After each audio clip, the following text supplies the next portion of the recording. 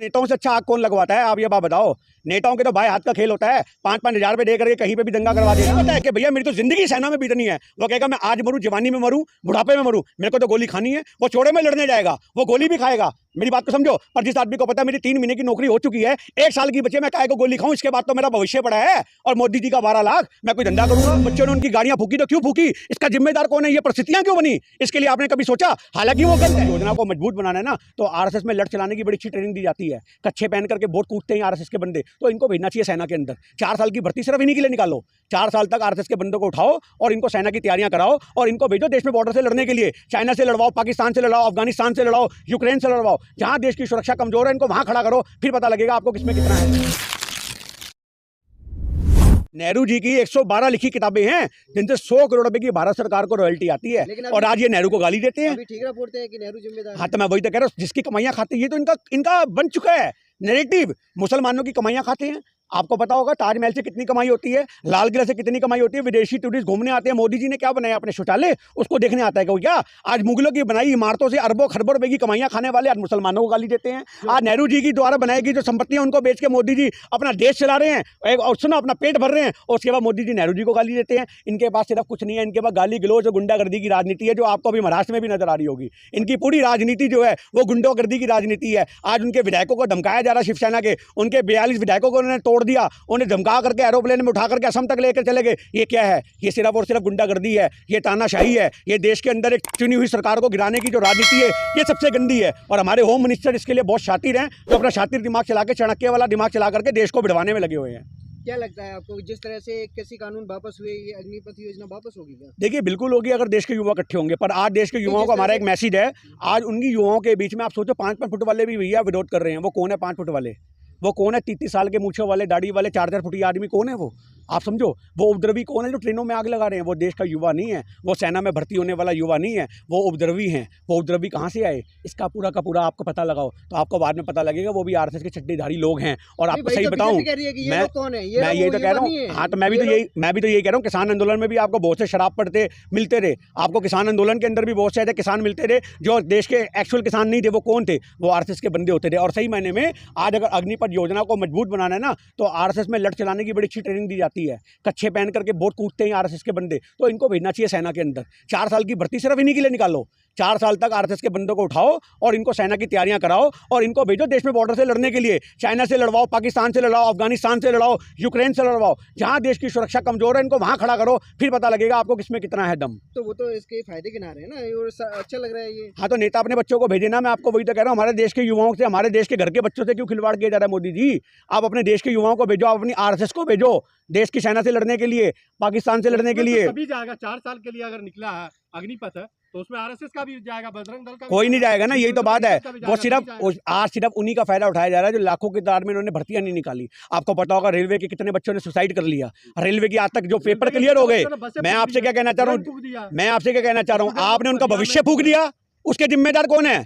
आप ये बात बताओ। ट्रेन तो आज फिर निजी हाथों में जा चुकी है, बसें तो आज फिर निजी हाथों में जा चुकी है। अडानी अंबानी के अरबों रुपए की कमाइयां कर रहे हैं। आज अगर उन बच्चों ने उनकी गाड़ियां फूकी तो क्यों फूकी? इसका जिम्मेदार कौन है? ये परिस्थितियां क्यों बनी? इसके लिए आपने कभी सोचा? हालांकि वो गलत है, पर ये परिस्थितियां क्यों बनी? ये परिस्थितियां सिर्फ इसलिए बनी क्योंकि आपने बच्चों का भविष्य फूंक दिया। आप कह रहे हो कि भैया आज हमारे जो लाखों बच्चों ने रेलवे की तैयारियां करी, आप उनके पेपर कंडक्ट करा के उनके आप ड्यूटी नहीं, भर्ती नहीं निकाल रहे। आप उनका अपॉइंटमेंट लेटर नहीं दे रहे हो। आप कह रहे हो भविष्य फूंक दिया, वो तो कहते हैं भविष्य बनाना चाहते हैं। ये भविष्य बनाना नहीं है, ये हमारे देश की सेना का भविष्य फूकना है। आप समझना, हमारे देश की डिफेंस कमजोर होने वाली है। आज जो हमारे देश का सिपाही गोली खाने के लिए तैयार होता था, आज कौन सा कहेगा 4 साल के लिए मैं मर के आऊं? जिस आदमी को पता है, एक छोटी सी बात बताओ, जिस आदमी को पता है भैया 3 साल की मेरी नौकरी हो गई है, 1 साल की बची है, मैं काहे को गोली खाऊं? मैं क्यों मरूं?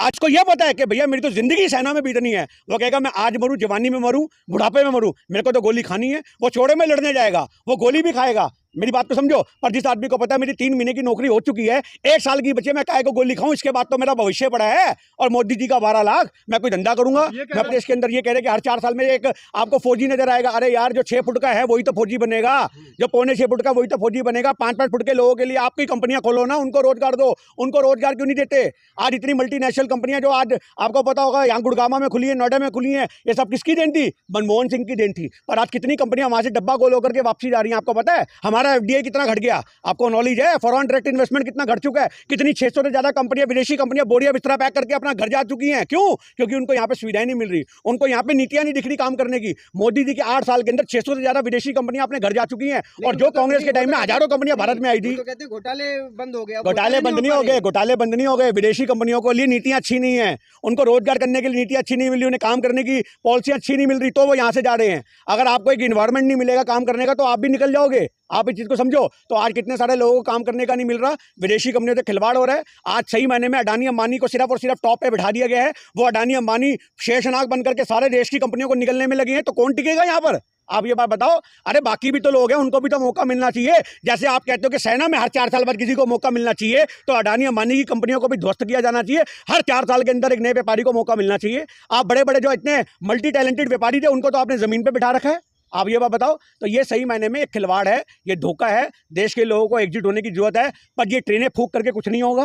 आपके बीच में जो उपद्रवी आ रहे हैं उनको साइड करो, और ये चीज़ आपको एक मिसाल पेश करो। जैसे किसानों ने आंदोलन किया था, धरना दो, प्रदर्शन करो, शांतिपूर्वक तरीके से इस बिल को वापसी कराओ, तब ये बिल वापसी हो पाएगा। क्योंकि सरकार आज किसी से नहीं पूछती कि मैं बिल लाऊं या ना लाऊं, उसका जो मन में आता है वो बिल पेश कर देती है। तो ये बिल वापसी होना चाहिए, तभी देश के युवा सुरक्षित रह पाएंगे, देश का भविष्य उज्जवल हो पाएगा। बिहार के एक विधायक हैं बीजेपी के, कहते हैं ये जो स्टूडेंट जो गाड़ी फूंक रहे हैं ना, ये जिहादी है। हाँ, तो बिल्कुल सही बात है। उन्होंने जो देखा है वो यही तो करेंगे। आज वो 5-5 हज़ार रुपये दे करके लोगों को यही काम तो करवाते हैं, तो उनको तो यही दिखेगा 5 हज़ार रुपये किसी को दे करके इन्होंने दंगे करवा दिए होंगे। आप इस चीज़ को समझो। आज जो बिहार के विधायक को, मेरी बात सुनो, नेताओं से अच्छा आग कौन लगवाता है? आप ये बात बताओ। नेताओं के तो भाई हाथ का खेल होता है, 5-5 हज़ार रुपये दे करके कहीं पे भी दंगा करवा देना, ये तो नेताओं की पॉलिसी होती है। तो आज अगर जो बिहार में हो रहा है, जो ट्रेनें फूकी जा रही है, मैं आपसे यही तो कह रहा हूँ, ये उपद्रवी जो है ये भारत के युवा नहीं है, ये देश के युवा नहीं है। मैं आपसे कह रहा हूँ, देश के युवा नहीं है, ये तो कोई भी राजनीतिक पार्टी हो, आप उन राजनीतिक पार्टी से पूछो। पर आज फिलहाल हालात किसके हाथ में है, आप ये समझो। आज सेना किसके हाथ में है, आज मिलिट्री किसके हाथ में है, आज हमारी सेंट्रल गवर्नमेंट कौन चला रहा है? तो सवाल उससे होंगे। जब कांग्रेस का टाइम था तब आपको कांग्रेस से सवाल करने थे, पर आज कि 5-5 हज़ार रुपए दे करके दंगे कराए जा सकते हैं, तो क्या कांग्रेस भी पहले यही करती थी? ये आप कांग्रेस से पूछना, जब कांग्रेस की सरकार आएगी तब आपको पता लगेगा। हम कांग्रेस में आपसे यही, मैं आपसे यही तो कहना चाह रहा हूँ ना, ये तो कांग्रेस से जब आएगी तो आपको पता लग जाएगा कि कौन दंगे करवा रहा है। अगर दंगे होने होते तो अन्ना हजारे का इतना बड़ा आंदोलन ना बन पाता। आप ये समझो, उस आंदोलन में दंगे हो जाते, क्यों नहीं हुए? वो आंदोलन 14 दिन लगातार चलता रहा। अन्ना हजारे ने पूरे देश में आग लगा दी, कांग्रेस ने तब भी मीडिया को नहीं खरीदा, कांग्रेस तब भी उस आंदोलन को खराब नहीं किया। आज हमारे देश के अंदर वो आंदोलन ही तो कांग्रेस के लिए लेके डूब गया कांग्रेस को। आप ये बात बताओ, अन्ना हजारे का वो एक आंदोलन हमारे देश की कांग्रेस सरकार को लेके डूबा या नहीं डूबा?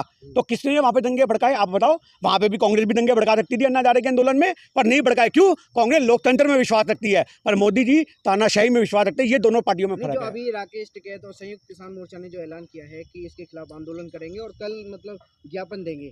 देखिए, मैं एक ही बात कहना चाहता हूँ, आज बहुत से संगठनों को आगे आने की जरूरत है।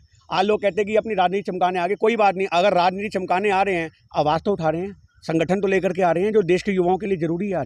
आज देश का युवा कहीं कमज़ोर ना पड़ जाए, उसके साथ हर संगठन को जुड़ने की जरूरत है, हर राजनीतिक पार्टी को खड़े होने की जरूरत है, क्योंकि ये नीति गलत है और गलत का विरोध सबको मिलकर करना चाहिए। कोई अकेला आदमी, आपने सुनी ना वो कहावत, एक लाठी को तो कोई भी तोड़ देता है, पर अगर 4 लाठियाँ होती है तो उसको तोड़ना मुश्किल होता है। तो चारों तरह से सारे विपक्षी पार्टियों को, सारे संगठनों को, देश के युवाओं का, देश के जो भविष्य हैं, जो फौजी बनने की तमन्ना रखने वाले बच्चे हैं, उनका साथ देना चाहिए, तभी हमारा देश उज्जवल बन पाएगा और देश में सेना में एक मजबूत सिपाही जा पाएंगे। आपके गठबंधन की सरकार महाराष्ट्र में शिवसेना गिरने वाली है। कोई बात नहीं, गिर जाएगी। वो भी आपको दिख रहा है, तानाशाही का एक उदाहरण है। 42 विधायकों के कनपट्टी पे तमंचे रख करके उनको अपनी तरफ कर लेना, ये तो बीजेपी की पुरानी चाल है। कभी पैसा दो, मेरी बात सुनो, बीजेपी का तो एक ही मंत्र है, या तो पैसा दे करके विधायक खरीद लो, या तमंचे की नोक पे विधायक को डरा धमका करके बिठा दो।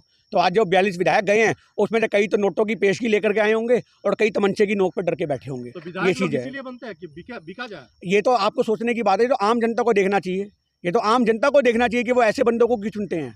आज लोग पार्टी के ब्याह पे वोट देते हैं, ये सबसे गलत है। आज लोग देते हैं बीजेपी को हमने समर्थन करना तो हम बीजेपी के बंदे को वोट देंगे, ये गलत है। आप ये देखो आपका कैंडिडेट कौन है, आपके समक्ष में कौन खड़ा हुआ है, चाहे वो किसी भी पार्टी को या वो आज़ाद निर्दलीय लड़ रहा हो इलेक्शन। ये चीज़ लोगों को समझने की जरूरत है, पर आज लोग नहीं करते। आज केजरीवाल के यहाँ पे 67 विधायक जिता दिए, 62 विधायक फिर दोबारा जिता दिए, एक विधायक काम नहीं करता। आप ये बात समझो। आप चले जाओ किसी विधायक के दरवाजे पे, आपको पानी भी कोई पूछ ले और आपको अंदर एंट्री भी दे दे, तो आप कहना गुर्दी पकड़ के उनके बंदे आपको बाहर फेंक देंगे। ये माहौल बन चुका है। दिल्ली मॉडल से केजरीवाल पंजाब जीत। बिल्कुल बिल्कुल बिल्कुल बिल्कुल बिल्कुल मैं आपसे ये कहना चाह रहा हूँ, क्योंकि पंजाब के लोग दिल्ली में आके नहीं देख रहे, जो दिल्ली में रह रहा है वो भुगत रहा है। गंदा पानी पी पी के यहाँ के लोग डायरिया से मर रहे हैं, अस्पतालों में पड़े हुए हैं। आज इस चीज़ को समझो आप। ये जो बिजली का मॉडल इन्होंने प्रस्तुत किया वो कितना बड़ा घपला है, कमर्शियल रीडिंग कितनी बढ़ा दी गई। देखिए, दूर के ढोल सुहाने लगते हैं, पंजाब के लोग आज वहाँ जब आपको लाइट नहीं मिल रही ना तो 16-16 घंटे पक्की जल रहे हैं। सिद्धू मूसेवाले के साथ जो हुआ वो सुरक्षा पे सवाल खड़े करता है। तो ऐसे बहुत से 56 हत्याएं वहाँ पर पंजाब में हो चुकी हैं जो सुरक्षा पे सवाल खड़े करती हैं। तो ये कुछ नहीं है, ये सिर्फ एक धोखा है। बहुत जल्दी वहाँ के लोग भी जागेंगे। मैं आपको क्या कहना चाह रहा हूँ, बहुत से लोग बहुत जल्दी वहाँ पे भी जागेंगे और बहुत जल्दी आपको केजरीवाल का बोरिया बिस्तरा पैक नजर आएगा, जैसे गोवा में नजर आ चुका है।